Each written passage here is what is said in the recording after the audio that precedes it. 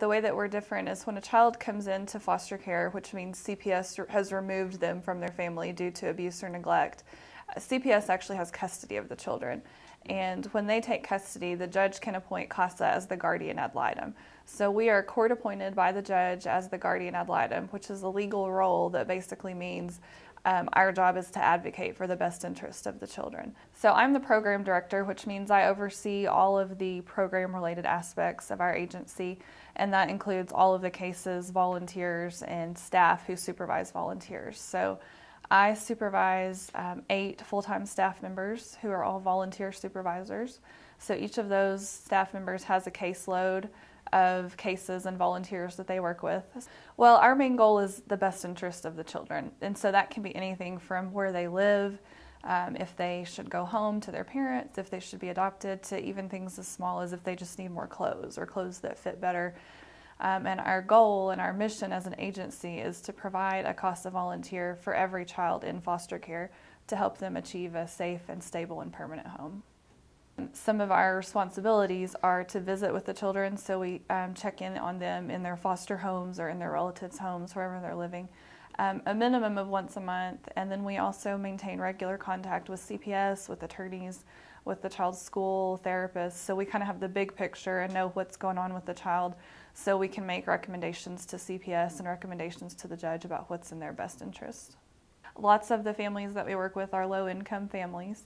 You know, poverty is stressful, and sometimes stress can lead to child abuse, so that may have something to do with it.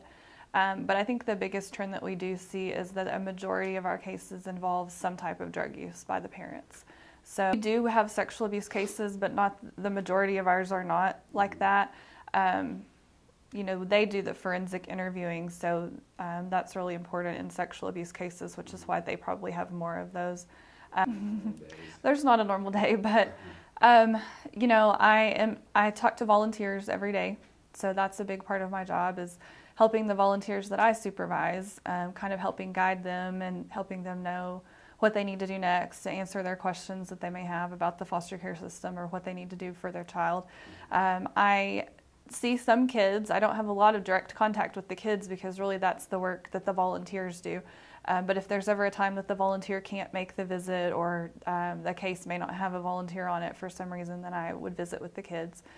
I have lots of contact with CPS to make sure that I have all the information that they have, and also that all the services that the children need are being provided through them.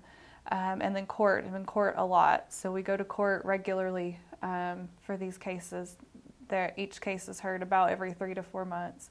And so we're in court at least once a week on a different case, updating the judge, letting him know what our recommendations are.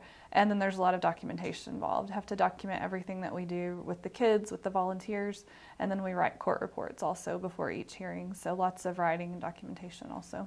Okay. You know, it can be frustrating when we've worked for, you know, a year or a year and a half with this child and really believe that we have all the information to make a good recommendation of what's in their best interest, and we make that recommendation. And for whatever reason, the judge decides to make a different decision. And so the kids end up going to a home or to a family that we didn't think was in their best interest. So that can be hard and it can be discouraging. But, you know, we really try to encourage our volunteers that when that happens, and it's bound to happen because there's lots of people involved in this legal system making different recommendations. So we're not always going to get what we think is best. But when it does happen, you know, we just have to know that we've done everything that we could to present that information. And for me, the most rewarding part really is working with the volunteers and seeing these people that are in our community who have their own jobs, their own families, maybe they're in school, they have a lot going on, but they still find the time to go through the training and to be assigned to a case and to work with the child and be a consistent person in that child's life, to really get to know them and work for what's in there. The most difficult thing is, you know, like I said before, when you really think you know what's best for a child and that's not what happens.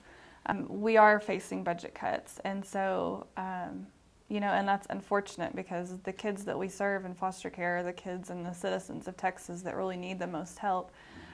We're fortunate in that we are part of a state coalition, Texas CASA.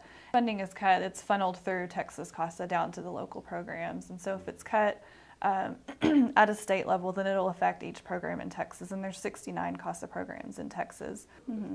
Yeah, I mean, that absolutely makes sense. You know, we have a higher rate of child abuse here, so we need more funding to help serve the kids that are being abused and neglected and that are in foster care. So I think that's our biggest task, is to really make sure that everyone's educated about the problem and what we can do to help. It's definitely made me more grateful for my life and for the childhood that I had.